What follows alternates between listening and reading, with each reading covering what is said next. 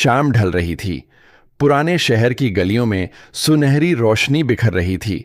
छोटे छोटे घरों के बीच एक संकरी गली में एक छोटा सा कच्चा कमरा था, जिसके बाहर मिट्टी के बर्तनों की कतारें लगी थीं। यह कमरा यूसुफ नाम के एक कुम्हार का था।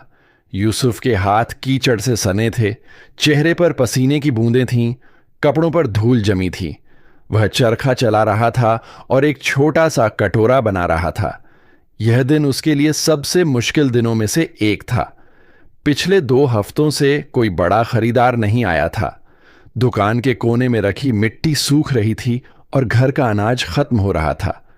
उसकी बीवी जैनत ने सुबह कहा था, यूसुफ, आज हमें कुछ बर्तन बेचने हैं, बच्चों के लिए दूध भी लाना है। यूसुफ ने बस सिर हिलाया, लेकिन उसके दिल में एक अनजाना बोझ था। उसी समय गली के कोने से एक धीमी आवाज आई, अल्लाह के नाम पर कुछ दे दो, अल्लाह भला करेगा। यह एक भिखारी की आवाज थी। वह एक दुबला पतला झुर्रियों वाला बूढ़ा आदमी था। उसके हाथ में एक खाली मिट्टी का दिया था, जिसमें न तेल था न बाती। भिखारी धीरे धीरे यूसुफ की दुकान के सामने आया और बोला, बेटा, मेरे लिए एक नया दिया बना दो। मैं उसे जलाऊंगा और अपने रब से दुआ करूंगा कि तुम्हारे जीवन में भी उजाला आए। यूसुफ ने दिया बनाना बंद कर दिया। उसकी आंखों में थकान और जलन थी। बाबा जी, मुझे अपना गुजारा मुश्किल से करना पड़ता है। मैं मुफ्त में दिया नहीं दे सकता। आप किसी और से मांग लीजिए। भिखारी धीरे से मुस्कुराया और बोला, बेटा, कुछ चीजें मुफ्त में देने से घटती नहीं, बढ़ती हैं। यूसुफ ने कोई जवाब नहीं दिया और फिर से चरखा चलाने लगा। भिखारी चुपचाप चला गया। 2 दिन बाद यूसुफ की पत्नी ने कहा, अगर आप इस भिखारी को एक दिया दे देते तो क्या फर्क पड़ता? यूसुफ ने आह भरी, शायद आप सही कह रहे हैं। उस शाम जब कस्बे में हल्की बारिश होने लगी तो यूसुफ ने मिट्टी भिगोई, चरखा चलाया और एक छोटा सा सुंदर दिया बनाया। उसने उस पर सुंदर बेलें बनाईं। अगले दिन उसने दिया भिखारी को दे दिया। भिखारी ने दिया हाथ में लिया, उसकी आंखों में आंसू भर आए। बेटा, यह रोशनी तुम्हारी रोजी रोटी में भी काम आएगी। कुछ महीने बीत गए। जिंदगी में छोटे मोटे उतार चढ़ाव आते रहे, लेकिन यूसुफ के दिल में अजीब सी संतुष्टि छाने लगी। हर शाम दिया बनाने के बाद वह दुकान के कोने में एक छोटा सा दिया जला देता। फिर कस्बे का सालाना मेला लगा। यही वह समय था जब आसपास के कस्बों से लोग खरीदारी करने आते थे। बाजार में चहल पहल रहती थी। रंग बिरंगे कपड़े, मिठाइयों की खुशबू, बच्चों की हंसी और हर तरफ वाद्य यंत्र बज रहे थे। यूसुफ भी अपनी दुकान के बाहर बर्तन सजाता बैठा था। सुबह से दोपहर हो गई, लेकिन खरीदार बस देखते और चले जाते। मन मायूस होने लगा। तभी लंबी दाढ़ी वाला एक आदमी बढ़िया कपड़े पहने घोड़े पर सवार होकर आया। उसके साथ 2 नौकर भी थे। वह यूसुफ के सामने उतरा और बर्तनों को ध्यान से देखने लगा। क्या ये सब तुमने बनाया है? उसने पूछा।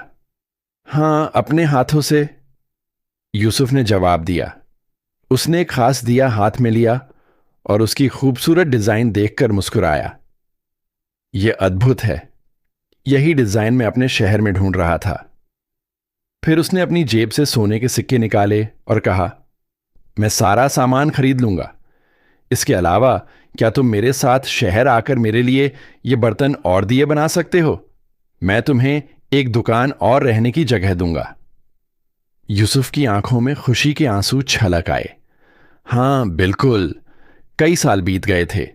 यूसुफ अब शहर का मशहूर कुम्हार था, लेकिन उसके दिल के किसी कोने में उसके पुराने शहर की गलियां और वह छोटी सी दुकान हमेशा जीवंत रहती थी। एक दिन उसने वापस जाने का फैसला किया, उसी गली में जहां उसने अपनी जिंदगी का सबसे मुश्किल वक्त बिताया था। शाम हो रही थी। शहर हल्की सर्दी और कोहरे की धुंध में लिपटा हुआ था।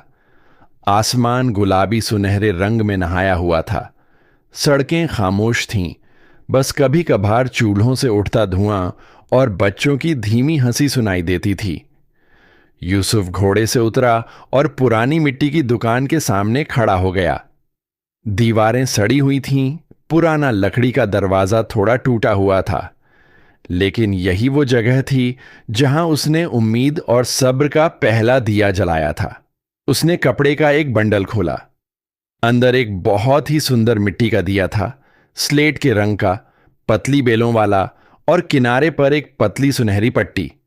उसने धीरे से दिया जमीन पर रखा, उसमें तेल डाला, बाती लगाई और चकमक पत्थर से आग जला दी। जैसे ही बाती में आग लगी, मिट्टी की दीवारों पर सुनहरी किरणें फैल गईं। एक हल्की सी खुशबू और एक अजीब सी शांति हवा में फैल गई। यूसुफ ने दिए के नीचे एक लकड़ी का तख्ता रखा, जिस पर सुंदर अक्षरों में लिखा था, रोशनी बांटो, रोशनी लौट आएगी। उसी समय एक कमजोर बूढ़ा भिखारी गली के कोने से धीरे धीरे चला आया। यूसुफ की नजर उस पर पड़ी और वह चौंक गया। ये वही भिखारी था जिसने बरसों पहले उसे दिया मांगा था। भिखारी ने जलता हुआ दिया देखा और उसकी आंखों में आंसू आ गए। बेटा, क्या मैंने तुमसे नहीं कहा था, ये रोशनी भी तुम्हारे भरण पोषण का हिस्सा होगी? यूसुफ आगे बढ़ा और भिखारी का कांपता हुआ हाथ थामकर बोला, पिताजी, आपकी दुआओं ने मुझे यहां तक पहुंचाया है। आज यह दिया सिर्फ मेरा नहीं है, यह उन सभी के लिए है जिन्होंने उम्मीद खो दी है। भिखारी मुस्कुराया और दोनों दिए के पास बैठ गए। बाहर अंधेरा बढ़ता गया, लेकिन मिट्टी का दिया जलता रहा, मानो यह घोषणा कर रहा हो कि नेकी की रोशनी कभी बुझती नहीं।